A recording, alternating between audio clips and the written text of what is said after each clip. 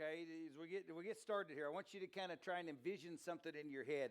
I want you to imagine that you find yourself just like completely lost out in the woods. You have no idea where you're at. And so as you are trying to make your way out, you come up and you find yourself standing on top of a ridge. And as you're on that ridge, you look and you can see a community, just a small community way off in the distance. And you can tell there's people there, there's life. That's where you need to get to. So you take off and you're trying to make your way there. But along the way, you come to where you look down and you find that there is a river that is blocking your path, okay? What you can tell, as you're kind of looking at it, is it's a fairly, steep kind of embankment. It drops off on both sides of the river. It looks like the current is strong, but you can't completely tell because you're also not sure how deep the water is, okay? It looks like it's got a strong current, but you're not sure. But the fact is that your destination, where you need to get, is on the other side. And so as you start looking for a way, you're looking up and down this river. You look down to the right, and about 100 yards down the way, what you see is that there is a falls. And so the river drops off the falls. It's a couple hundred feet that it drops off to what is no doubt a rocky bottom. And you're trying to find a place that you can cross. And as you're scanning along the river, what you see is way off in the distance, there's a bridge. And so you see the bridge, but you have no clue how far it is to get there. You're not even sure what the path looks like to get there. How long is it going to take you? What is there along the way to get to the bridge? You have no idea. And so you kind of find yourself with a decision to make, okay?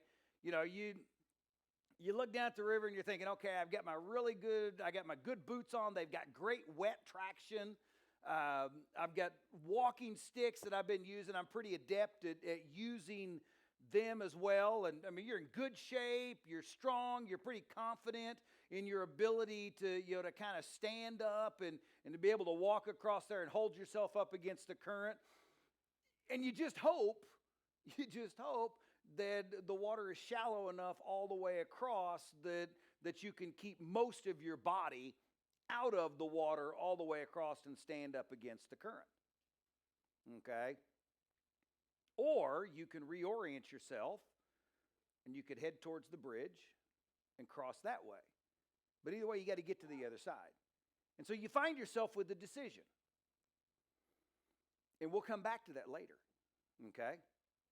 Now, if you are visiting, if you haven't been here in the last couple of weeks, we are currently in a series that is based upon the life of the biblical character Joseph.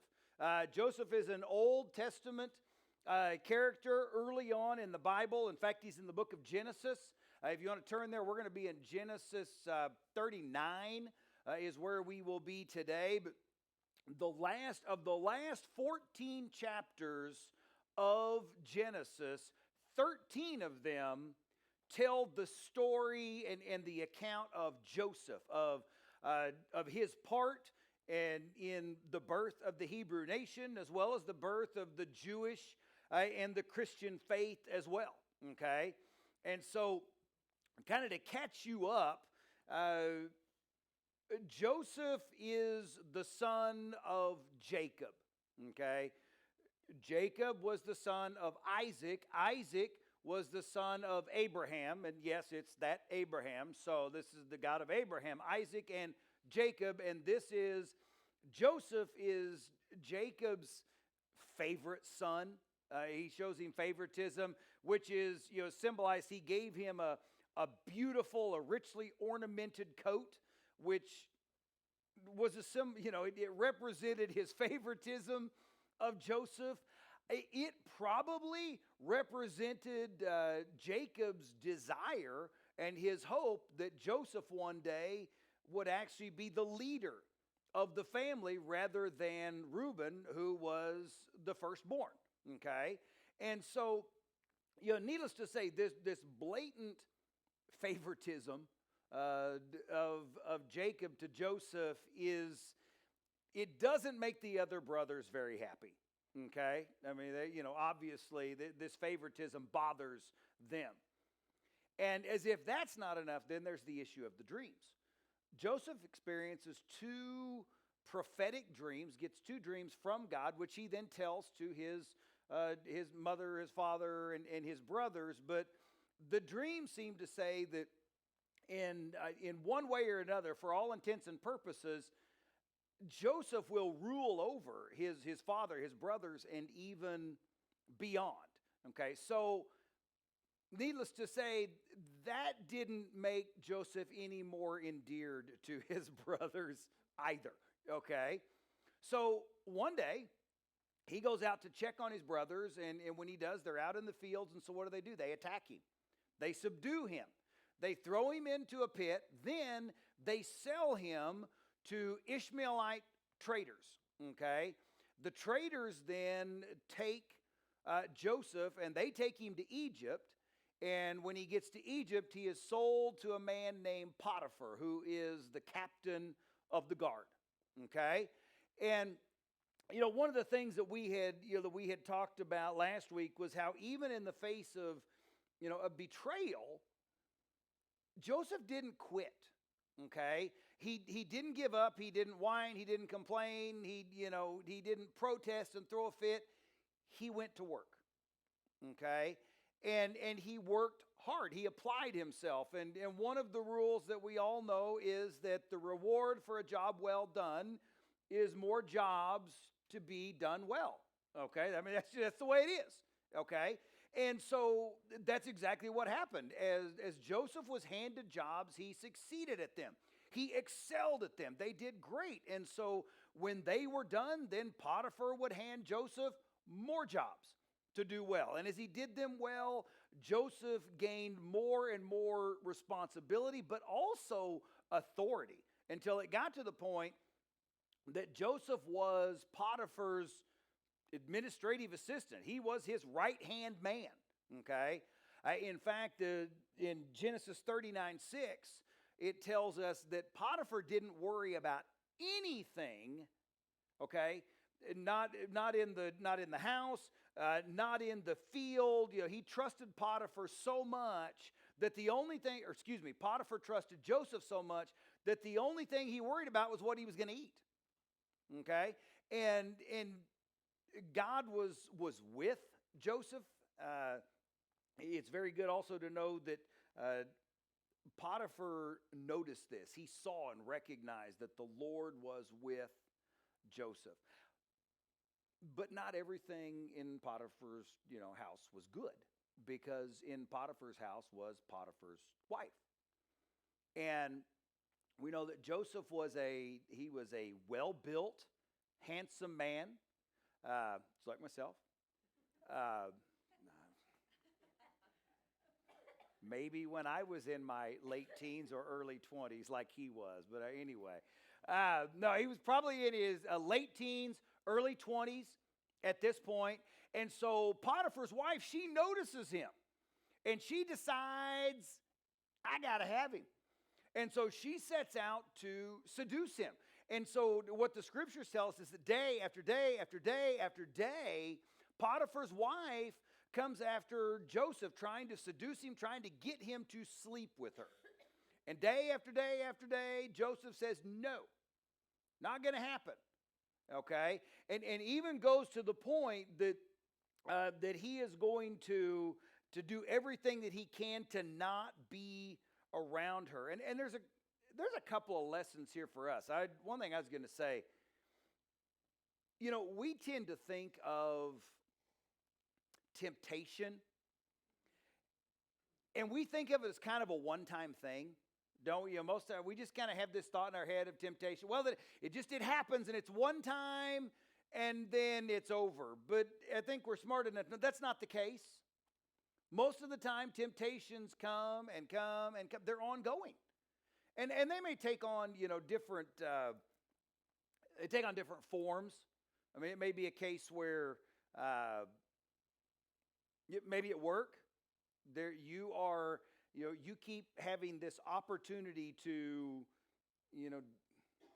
bend a regulation or cut a corner or break a law, And it's kind of like, well, I'm sorry, crack a law. You don't really break them. You just kind of bend them and crack them, but that's it. But it seems to keep presenting itself whenever you've got a deadline or there's a situation or whatever. You're tempted, oh, this would be so much easier. Maybe it's, the guy at work or at school that always pays attention to you, that always makes you feel special, even though your husband's gone all the time or he doesn't even seem to notice you when he comes home.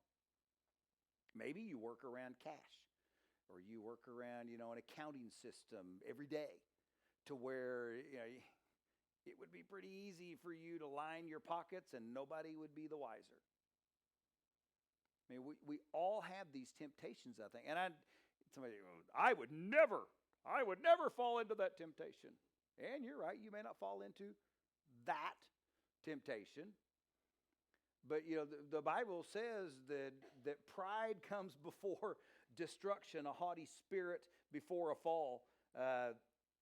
In 1 Corinthians 10:12, it says, so if you think you are standing firm, be careful that you don't fall. Here's the deal. One of the devil's favorite weapons that he leverages when it comes to temptation is that of pride. Okay? If you think that there is no way you will fall for temptation, you are vulnerable to temptation. When you think there's no way you ever would, that's when you're going to. It's the way it is. Okay? But it's not just pride. At the same time, I think that another place that we fall into a lot of problems when it comes to temptation is when things are not so good, during tough times, during depressing times, during times when we don't have any hope, when we're really struggling. And that's exactly what was going on. Think about what Joseph was doing right now and what he was going through. Excuse me. Here's Joseph. He is living in a foreign land. He has been sold, betrayed by his brothers. There's no hope of rescue. There's no hope of escape on the horizon of, hey, I think I'll get out in X amount of time. There is none of that. Okay? And so I think that it would have been easy for him to have rationalized giving in to this temptation. I mean, think about it. He's 19, 20 years old. He's thinking, I have needs too. I'm a young man. I deserve to experience some pleasure. My life has just gone down the toilet. This would take my mind off of it, wouldn't it? And that's what we do. We rationalize. I mean, nobody'd ever know. And even if they did know, nobody cared. So what's the big deal? And that's what we do, the same thing, don't we? We rationalize. We can talk ourselves into so many things, okay? We can rationalize, oh, well, it's no big deal. It's only one time. It's just flirting. That's all it is. Just harmless flirting. That's all it is. My spouse pays no attention to me physically. So it's only right. I should be able, when I click on these sites or if I want to go to that club, I mean, I deserve that little bit. It is only one time. It's just a little bit. I'll never do it again. Nobody will ever find out. My personal favorite, it's not hurting anybody. Aren't that? We can rationalize anything.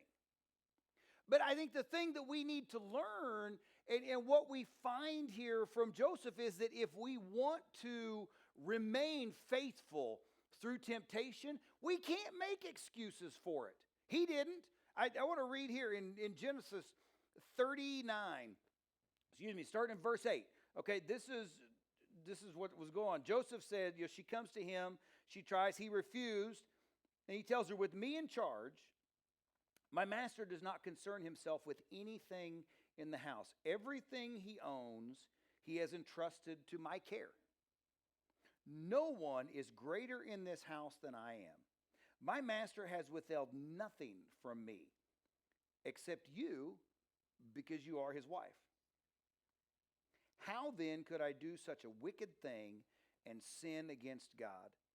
And though she spoke to Joseph day after day, he refused to go to bed with her or even be with her. And Joseph gives us a couple of reasons here not to do it. The first one is, and I think it's interesting, the first is because of the trust that he has with Potiphar, the position that Potiphar has placed him in. He says, no, this would be a betrayal of what your husband has given to me, the trust that he has put in me.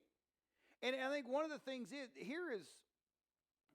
Joseph to some extent, because it's funny how this goes. Joseph says he's endured all this, okay? I mean, think about everything that he has gone through. He has endured all this, and never has he compromised his integrity. He hasn't let it corrode his character at all. He has remained faithful through every bit of this. So why start now? See, and we turn that around and we say, you know what, but I've been really good, so why not? Right? That's how we kind of turn that one around. But he says, no, I'm not going to do it. Okay? I am not going to allow this to destroy my character for this moment. Whenever I think of this story, there's another one I think of that I'm pretty sure that Joseph was aware of, okay? Because it would have been his uncle, okay? We read the story of Jacob and Esau. And what happened? We know that Esau came in from the fields, and he's starving. He'd been out hunting, and he's starving. He's famished. Now, was he going to die? No. But what's he do? He's so hungry that he sells his birthright for a bowl of soup. Think about it. He traded his inheritance, his position in the family, for a moment of physical satisfaction, physical pleasure. Something tells me Joseph knew the story of Uncle Esau, and I'm thinking that he remembered.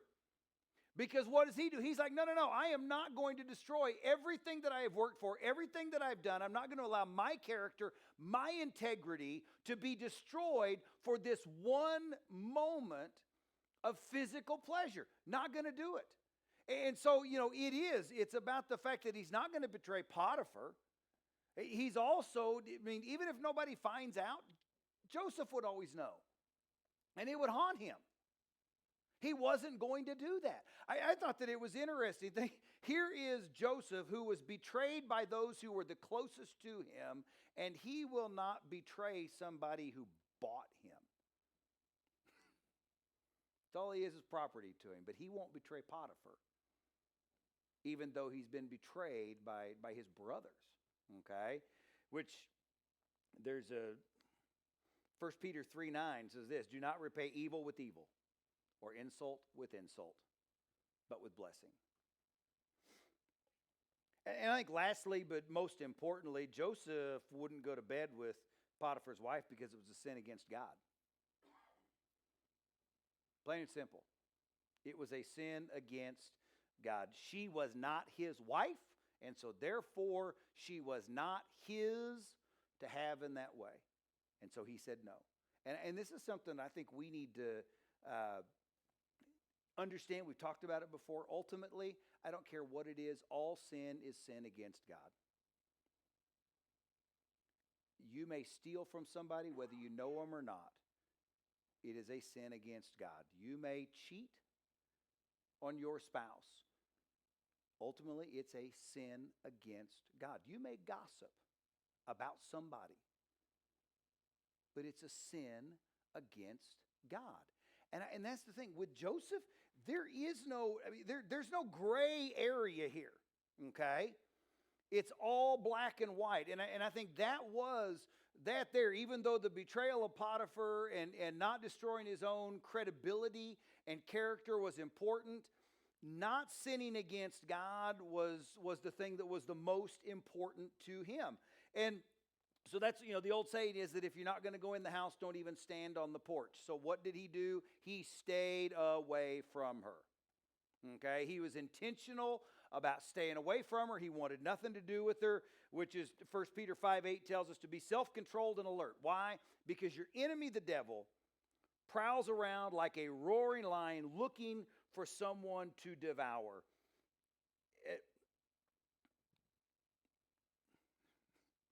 There may be toilet paper shortages. We may have gas shortages. We may not be able to find many computer chips. But I tell you what, temptation is in no shortage. There is no temptation shortage. It is everywhere. I mean, it is all over, and it is right there, and it'll find us, okay? Now, I do think that there are areas in which we are more likely to be tempted, and sexual sin is one of them.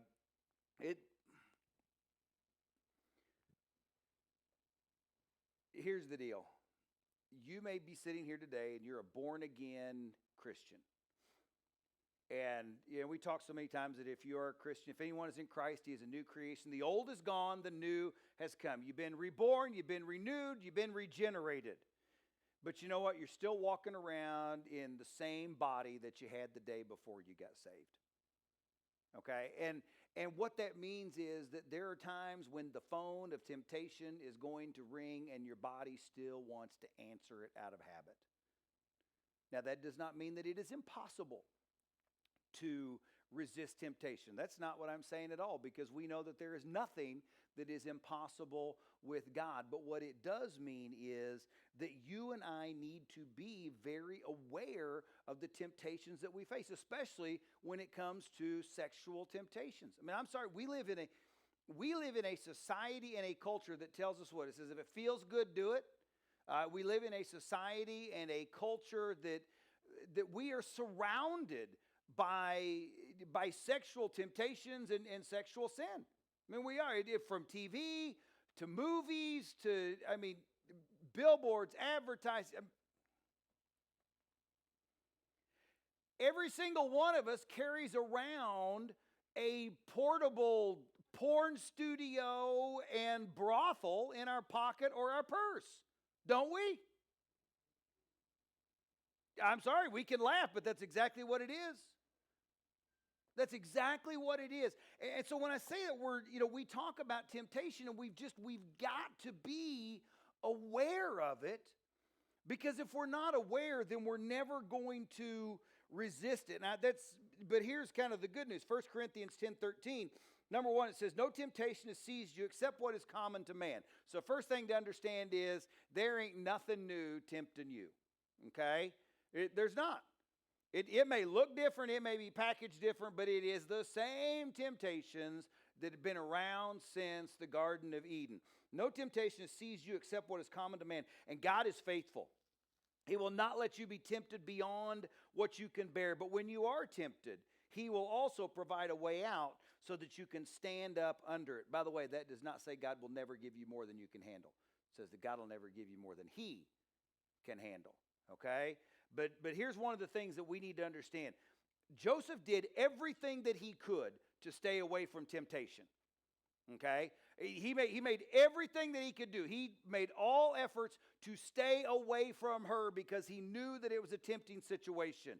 But because there is no shortage of temptation, temptation found a way to get close to him. And so whether she sent the other servants out of the house, or whether she got into the house, was there at a time when Joseph would have assumed that she was gone, we don't know. What we do know is that she came after him again, took one more run.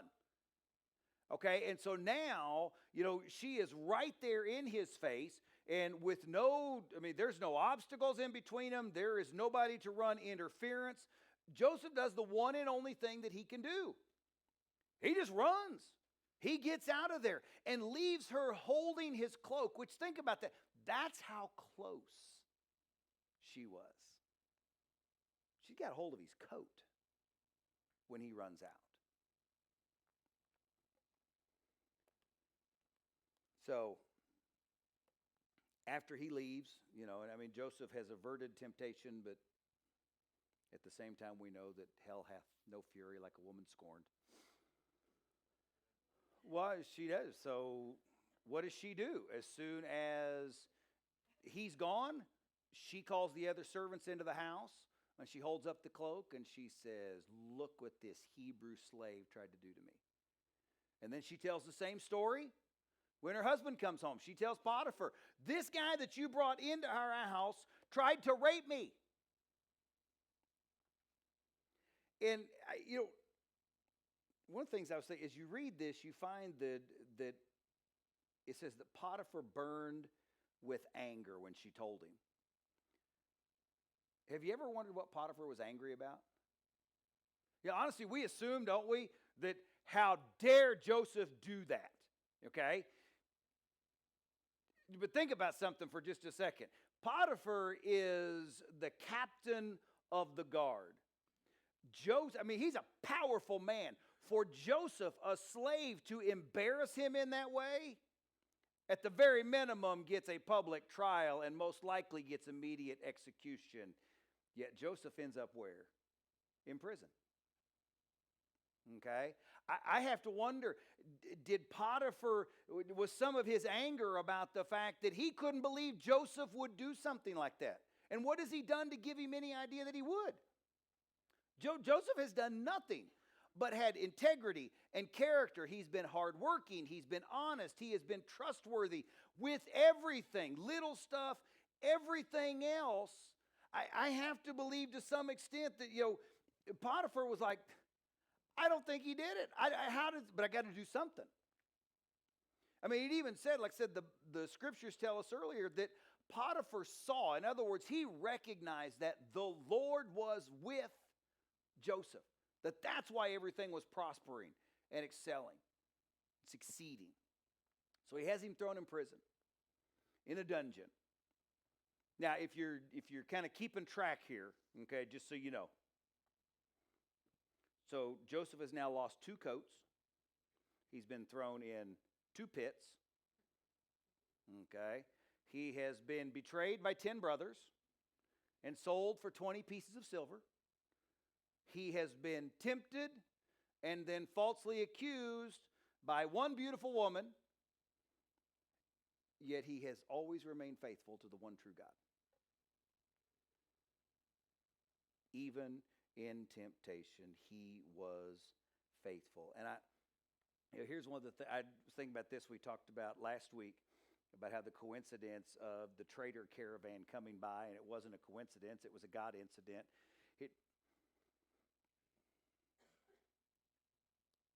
Joseph gets thrown into the prison. I don't think Joseph or Potiphar knew at all that was God's plan, because now where was Joseph? He was exactly where God wanted him for the next act in his life. And sometimes I read that and I'm amazed and reminded of the sovereignty of God and the way that he will bring about his plans in his way, in his time. Every morning, the boys and I have a pledge that we do. We take a pledge, and it's a few things we're going to do during the day. And one of them is that we say, today I will tell the truth even when it is not easy. And you're thinking, okay, Jeff, this isn't about lying. This is about, resisting temptation, and you're right. But here's the deal. It is never easy to resist temptation. It's never easy to do the right thing. Never has been, never will be. Okay? But I think that too many times our problem is that when we choose to resist temptation, we resist the hardest when we're standing right on the edge of it. Don't we? See, and that's the thing, is that to me, I look at the life of Joseph, and, when we take our pledge in the morning, one of the things that we say is that today I will, as in future tense, I will tell the truth even when it is not easy. We're looking forward to the fact and making the decision ahead of time. And I believe with all my heart that Joseph did the same thing. I think Joseph had decided, I will never do that. I will never sin against God that way, before he ever met Potiphar's wife. He had made that decision. There was no gray area for him. It was all black and white. And to him, to listen to the voice of God and to listen to the guidance of God was the only right choice. Everything else was a wrong choice. And this is where we tend to get in trouble, because we allow culture and society to tint our view of what is right and wrong. Don't we? I mean, like I said, believe me, our society and our culture, it says that if it feels good, do it. It says that you deserve to be happy, you deserve to have this. And the problem, and I hear this so many times, is the fact that society and culture, they're always changing. I mean, does our society look anything like it did, 10 years ago, let alone 50 or 75 or 100 or beyond? It does not. Why? Because society and culture will change and move with what's going on, okay? And I know that there's people, and I've heard this I don't know how many times, that God needs to get with the times, okay? He needs to catch up with what's going on in the world. There's some Christians that I hear that say that. There are some Christian churches that say that as well. But God never changes. God's standards never change. They never have, they never will. Right is right, wrong is wrong. His way is the only way. And everything else is sin. Everything else is error. But here's the good news about that, because we tend to look at it and we're like, oh man, we got all this stuff going on. It'd be nice if we kind of softened on this or we changed a little bit. Here's the good news about it. Because God's standards never change, because his character never changes, we know where the lines are. We know what is out of bounds. We know what is wrong, and we know what is right. You talk to a counselor, and a counselor will tell you every single time the best thing that you can ever do for your kids is create boundaries for them that don't change, because then they know what the boundaries are. It's the same thing for us. As children of God, we need to know where the boundaries are. We need to know where the lines are. And here's the deal.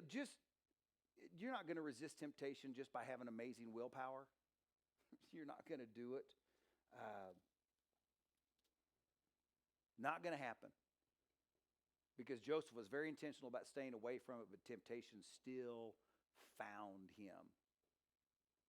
And this is where we come back to the river at the very beginning. And this is a visual that I would like you to see this, because it changes things so much when we understand it. Okay? That river represents the temptations that we face.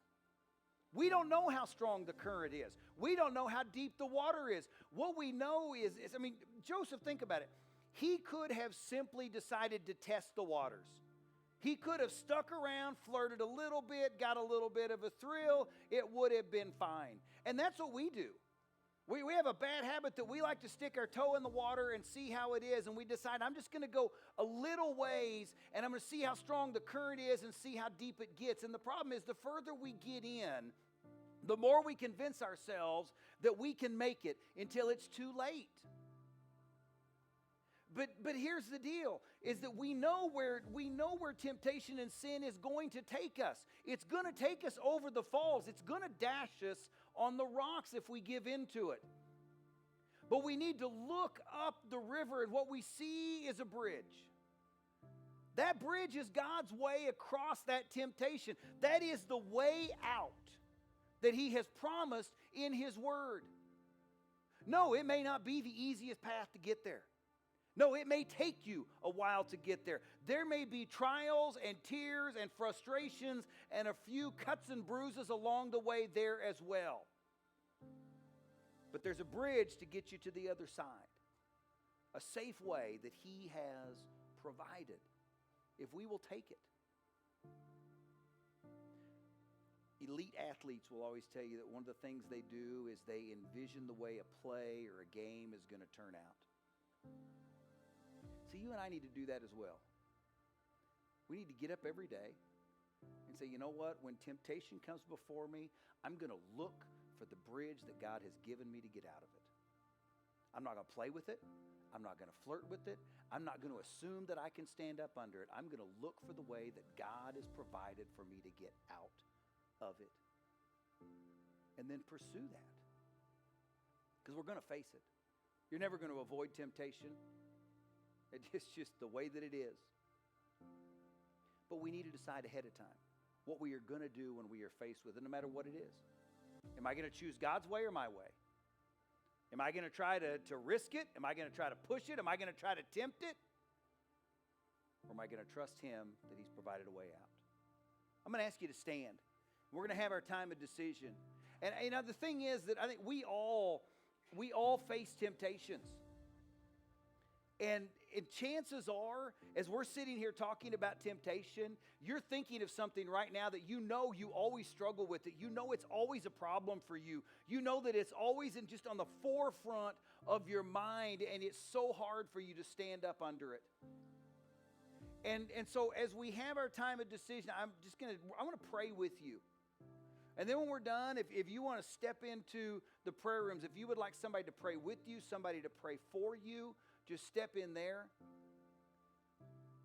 But I just want to ask you if you would, please bow your head. Think about that temptation you struggle with, that thing that seems to always end up in front of you. Heavenly Father, God, we all have things, God, temptations that seem to just, they come after us day after day after day in waves.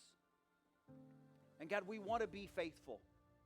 We want to be faithful through temptation. We want to stand and resist. So God, I'm asking that you would open our eyes to what the bridge is that you have provided out.